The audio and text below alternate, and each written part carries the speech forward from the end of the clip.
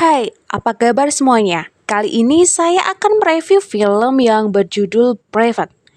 Film ini rilis pada tahun 2018. Film ini mengisahkan Joe dan ayahnya melawan kartel narkoba untuk melindungi keluarganya. Bagaimana kelanjutan kisahnya? Langsung saja pada alur filmnya. Di awal film diperlihatkan Joe sedang mengawasi loading kayu di perusahaan miliknya untuk dikirim ke suatu tempat. Dia mendatangi Watson, sang supir, untuk berhati-hati karena badai akan datang. Scene berganti ke rumah Joe di mana Joe baru saja pulang kerja disambut istrinya Stephanie dan anaknya Charlotte.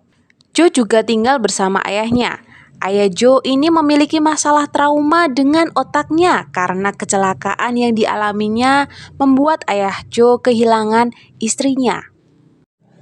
Saat Joe menemani anaknya, sang ayah pergi ke sebuah bar tanpa pamitan dengan Joe.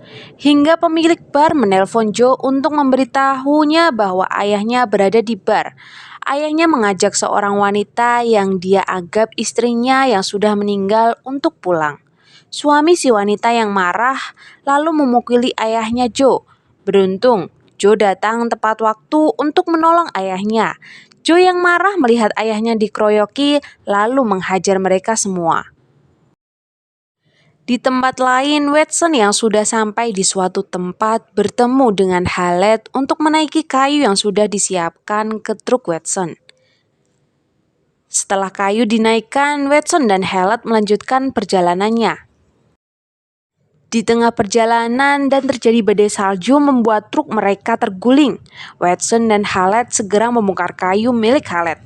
Ternyata isi kayu itu adalah narkoba yang siap untuk diedarkan yang akan mereka selundupkan. Melihat truk terbakar dan tidak bisa digunakan lagi, Watson dan Haled memasukkan narkoba itu ke sebuah tas untuk diamankan. Berkat informasi dari Watson, tas yang berisi narkoba itu mereka amankan ke sebuah kabin milik Joe. Scene berpindah ke sebuah restoran di mana Kasen, seorang bos narkoba di wilayah itu, sedang bertemu anak buahnya. Anak buah itu terlihat meminta maaf atas kesalahan yang dia lakukan. Haled yang sudah berada di sebuah hotel menelpon Kasen untuk memberitahunya bahwa mereka mendapat hambatan karena truk terguling. Haled memberitahu narkoba itu mereka amankan di sebuah kabin.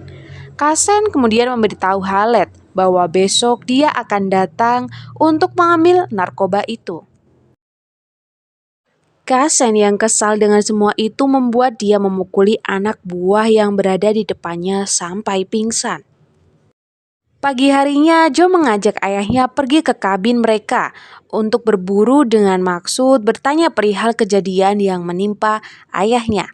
Charlotte meminta Joe untuk mengajaknya, akan tetapi Joe menolaknya. Sampai di kabin, Joe dan ayahnya mengecek listrik dan menyalakan perapian. Ketika itu, Joe bertanya dengan ayahnya tentang semua yang telah terjadi. Ayah Joe yang salah paham pun marah dan pergi keluar kabin. Joe yang menyesal telah membuat ayahnya marah pergi ke gudang untuk membereskan barang-barang. Di sana dia melihat sebuah tas yang mencurigakan, lalu kemudian membukanya. Joe kaget melihat isi tas itu adalah narkoba yang siap diedarkan. Di luar kabin, ayah Joe yang melihat pintu gudangnya sudah dijebol kuncinya masuk ke dalam gudang dan melihat Joe di sana. Joe memberitahu ayahnya bahwa dia menemukan tas yang berisi narkoba. Di tengah itu tiba-tiba pintu dibuka oleh Charlotte yang ternyata mengikuti Joe yang bersembunyi di bagasi mobilnya. Di tempat lain, Kasen menjemput Haled dan Watson untuk mengantar dia mengambil narkoba miliknya. Sesampainya di jalan masuk ke kabin, Kasen memerintahkan anak buahnya untuk mengepung sekeliling kabin. Kembali ke tempat Joe berada yang mengetahui bahwa akan terjadi masalah mengajak ayah dan anaknya untuk pergi dari kabin. Di tengah perjalanan, Joe melihat seekor rusa menyeberang jalan, lalu menghentikan mobilnya. Joe memiliki firasat yang tidak baik, lalu memundurkan mobilnya kembali ke kabin dan menyuruh anaknya bersembunyi. Joe dan ayahnya pun bersiap-siap menghadapi serangan yang akan terjadi. Ayah Joe kemudian pergi ke lantai atas untuk memantau luar kabin. Ayah Joe melihat anak buah Joe sudah berada di luar kabin dengan senjata lengkap. Joe berusaha menghubungi lewat radio, akan tetapi tidak mendapatkan sinyal yang baik. Joe diberitahu ayahnya bahwa Watson berkomplot dengan mereka. Melihat itu, Joe memiliki ide untuk memberikan setengah dari narkoba itu dan akan bernegosiasi dengan mereka. Joe pun keluar menyerahkan setengah dari narkoba itu dan akan menyerahkan sisanya di kota. Kasen yang marah lalu menembak Watson di depan Joe. Joe menyadari situasi makin memburuk lalu mengikuti keinginan Kasen untuk menyerahkan sisa dari narkoba itu. Joe masuk ke dalam rumah akan tetapi dia tidak akan menyerahkan sisa narkoba. Joe dan ayahnya yakin Kasen akan tetap membunuh mereka setelah ia menyerahkan narkoba itu. Joe akan mengalihkan mereka dengan cara kabur membawa tas di punggungnya dan sekaligus membawa Charlotte untuk naik ke bukit dan meminta bantuan. Sedangkan ayah Joe tetap di sana untuk mengawasi mereka. Joe lalu melemparkan tas yang berisi boneka keluar kabin. Anak buah Joe yang melihat itu marah dan akan masuk ke dalam kabin. Akan tetapi Joe sudah bersiap untuk memanah tepat di matanya. Di saat yang bersamaan, ayah Joe menembak anak buah Kasen dari lantai atas. Joe pun keluar mengendari ATV dan pergi ke arah bukit. Kasen yang melihat itu mengajak satu anak buahnya untuk mengejar Joe. Di tengah jalan, Joe menurunkan Charlotte dan menyuruhnya untuk naik ke atas bukit dan mencari sinyal serta meminta bantuan. Setelah itu, Joe langsung pergi dan menjaga Kasen serta anak buahnya. Di tengah jalan, Kasen berhenti dan menyadari bahwa Joe tidak berniat kabur, akan tetapi hanya memutar untuk kembali ke pondok lagi. Kasen pun turun dan menaiki bukit untuk menembak Joe serta menyuruh anak buahnya tetap mengejar Joe. Sesampainya di bukit, Kasen melihat Joe dan menembaknya. Joe terkena tembakan lalu terjatuh. Kasen kemudian menyuruh anak buahnya untuk menghabisi Joe. Sampai di tempat Joe, anak buah Kasen tidak menemukan Joe, dia hanya menemukan sebuah tas kosong saja.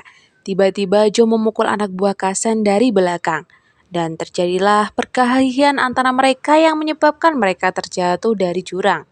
Untungnya Joe bisa selamat karena mendarat di air. Setelah itu Joe memanjat ke atas untuk kembali ke pondok. Di tempat lain, istri Joe melihat pesan yang ditinggalkan Charlotte bahwa dia tak ikut bersama ayahnya. Melihat itu, Stephanie langsung bergegas ke kabin untuk menjemput Charlotte. Di tengah jalan, ia mendapatkan telepon dari Charlotte bahwa di kabin mereka ditembaki oleh orang tidak dikenal. Belum selesai menjelaskan, telepon terputus karena sinyal yang susah. Mengetahui hal itu, Stephanie langsung menelpon sheriff dan melaporkan terjadi penembakan di kabin.